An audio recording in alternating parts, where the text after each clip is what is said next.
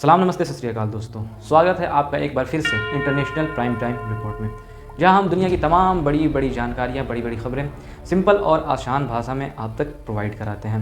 वो खबरें जो कि गोदी मीडिया आपको नहीं दिखाती है, वो खबरें हम आपको काफ़ी छोटे टाइम पे, काफ़ी कम वक्त में आपको प्रोवाइड करा देते हैं। तो बने रहिए आप हमारे वीडियो के साथ। दोस्तों, कल की रिपोर्ट में मैंने बताया था कि अमेरिका के वाइट हाउस ने यूक्रेन, इजराइल और ताइवान के लिए $95 बिलियन का एक पैकेज, एक मिलिट्री एड पास किया है। इसमें मैंने बताया था कि यूक्रेन को $61 बिलियन, इजराइल को $16 बिलियन और ताइवान को करीब $5 बिलियन का मिलिट्री एड दी जाएगी। दोस्तों, अब ये खबर अमेरिका से आ रही है।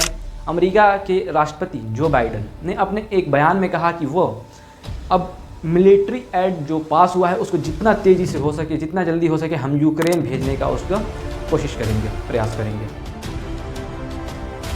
दोस्तों, मैंने आपको पिछली रिपोर्ट में बताया था कि ईरान के राष्ट्रपति इब्राहिम रईसी जो कि पाकिस्तान के दौरे पर पहुंचे हुए हैं। अब यह खुलासा हुआ है इब्राहिम रईसी ने पाकिस्तान जाकर के इजराइल को एक बहुत ही बड़ी धमकी दी है। इब्राहिम रईसी ने कहा कि अगर इस बार इजराइल ने कुछ भी किया, अगर इसराइल ने इस बार अगर छोटी सी भी कोई गलती की, अगर छोटा सा भी कोई अटैक हमारे सरजमीन पे, हमारे क्षेत्र पर या हमारे लोगों पर हुआ तो इसका बहुत ही भयानक अंजाम इजराइल को भुगतने पड़ेंगे। अगर इजराइल ने अगर छोटा सा भी रिटेलिएशन दिखाया या अगर हमारे एम्बेसी पे, हमारे क्षेत्र पे अगर हमला किया तो हमने जो अटैक किया था उससे 10 गुना ज़्यादा बड़ा अटैक हम इजराइल पे करेंगे। दोस्तों, आप सबको पता है रूस यूक्रेन वॉर में सबसे बड़ा कोई अगर रोल प्ले कर रहा है तो वो है अमेरिका। शुरू से लेकर के ही अब तक अमेरिका ने ही यूक्रेन की इतनी मदद की है, जिसके बदौलत यूक्रेन रूस से अब तक लड़ पाया है और अब तक टिका हुआ है रूस के सामने। वरना यूक्रेन की कोई इतनी बड़ी औकात नहीं थी कि वो रशिया का इतना सामना कर सके।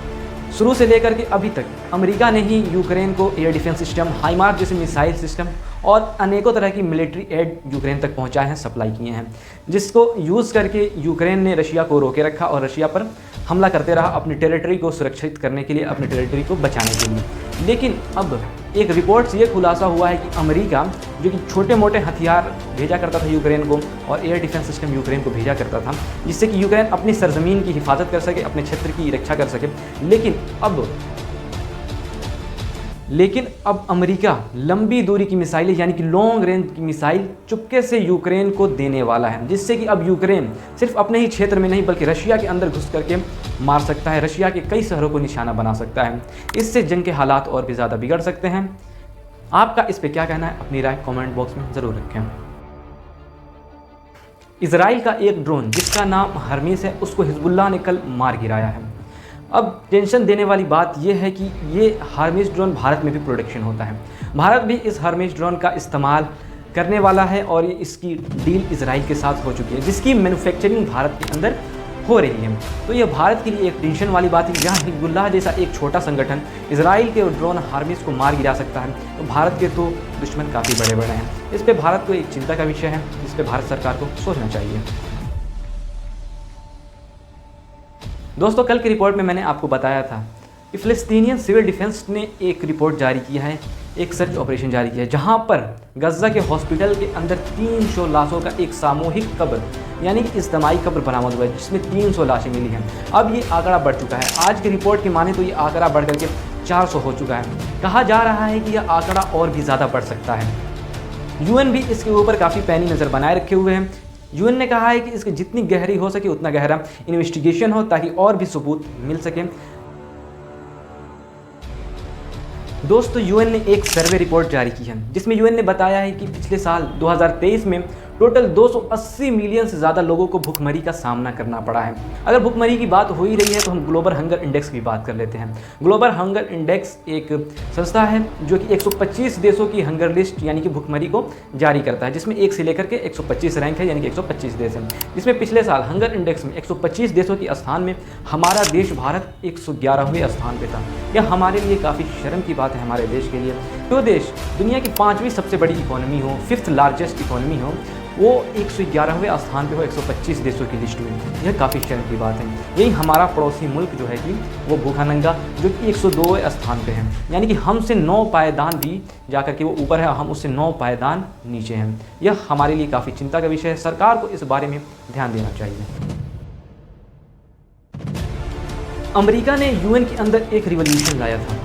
उस रिवॉल्यूशन में यह था कि कोई भी देश अंतरिक्ष में या फिर आउटर स्पेस में न्यूक्लियर मिसाइल या न्यूक्लियर टेस्ट नहीं कर सकता है, न्यूक्लियर वेपन्स का इस्तेमाल नहीं कर सकता है, जिसको रशिया ने वीटो करके ये रिवॉल्यूशन पास करने से इनकार कर दिया और रिवॉल्यूशन बंद हो गया। अमेरिकी रिपोर्ट के माने तो अमेरिका ने रूस पे ये इल्ज़ाम लगाया है कि रशिया एक ऐसा वेपन डेवलप कर रहा है जो कि अंतरिक्ष में सैटेलाइट्स को मार गिरा सकता है, और वो भी न्यूक्लियर वेपन। इससे बड़ी तबाही आ सकती है जिसको रोका जाना चाहिए, लेकिन रशिया ने इसको वीटो कर दिया। दोस्तों, कल की रिपोर्ट में मैंने आपको बताया था कि ईरान के राष्ट्रपति इब्राहिम रईसी और शहबाज शरीफ ने एक ज्वाइंट स्टेटमेंट दिया है कि कश्मीर का जो मुद्दा है वो शांतिपूर्ण तरीके से सुलझाया जा सकता है, सॉल्व किया जा सकता है। शहबाज शरीफ ने बड़ी होशियारी के साथ ईरान की प्रशंसा करते हुए कहा है कि ईरान ने जो इजराइल पे अटैक किया है वो सराहनीय है और ईरान को इस चीज़ का पूरा अधिकार है कि वो अपनी संप्रभुता का डिफेंस कर सके, रक्षा कर सके। लेकिन साथ ही साथ शहबाज शरीफ ने सोचा कि इसी बात पर कि हम कश्मीर का भी मुद्दा उठा लेते हैं, जिस पे हमने ईरान की इतनी तारीफ कर दी है, तो शायद ईरान भी थोड़ा सा कश्मीर के मुद्दे पर स्ट्रिक्ट हो जाए और हमारे समर्थन में बोल दें। लेकिन शहबाज शरीफ के बोलने के बाद इब्राहिम रईसी ने जब बयान देना शुरू किया तो इब्राहिम रईसी ने एक बार भी कश्मीर का जिक्र नहीं किया, जिससे कि ये साफ पता चलता है कि ईरान और भारत के रिश्ते कितने ज़्यादा मजबूत हैं।